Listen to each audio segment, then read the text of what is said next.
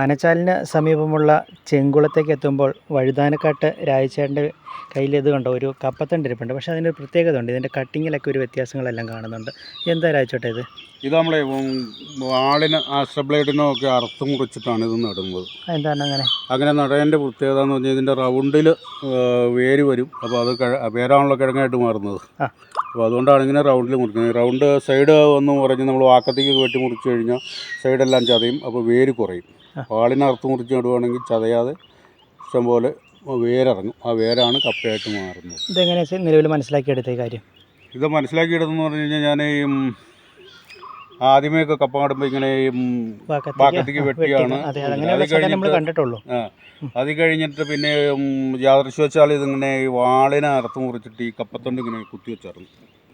കുത്തിവെച്ച് കഴിയുമ്പോൾ റൗണ്ടിൽ വേരിറങ്ങി. അങ്ങനെയാണ് ഇതിങ്ങനെ നമ്മൾ മനസ്സിലാക്കിയത്. റൗണ്ടിൽ ചതയാതെ മുറിച്ച് കഴിഞ്ഞാൽ കൂടുതൽ വേരിറങ്ങും എന്ന് മനസ്സിലാക്കിയത്.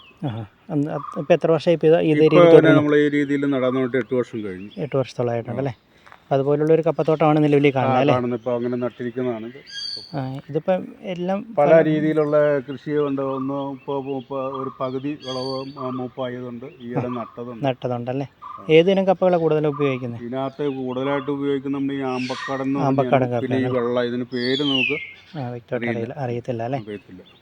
ഏതായാലും ഇപ്പം ഇതുപോലെ കട്ട് ചെയ്ത് നട്ട് കഴിഞ്ഞാൽ നമുക്ക് വളരെ പ്രയോജനമുണ്ട്. കൂടുതൽ സാധാരണ ഇപ്പം ഇതിന് മുമ്പുള്ളതൊക്കെ എത്ര വിളവ് കിട്ടിയിട്ടുണ്ട്? ഒരു 70 കിലോ വരെയൊക്കെ നമുക്ക് ഒരു ചൂടയിൽ നിന്ന് 70 കിലോ വരെ കിട്ടിയിട്ടുണ്ടല്ലേ. എന്തായാലും നന പോലുള്ള സംവിധാനങ്ങൾ ചെയ്യുന്നുണ്ട്.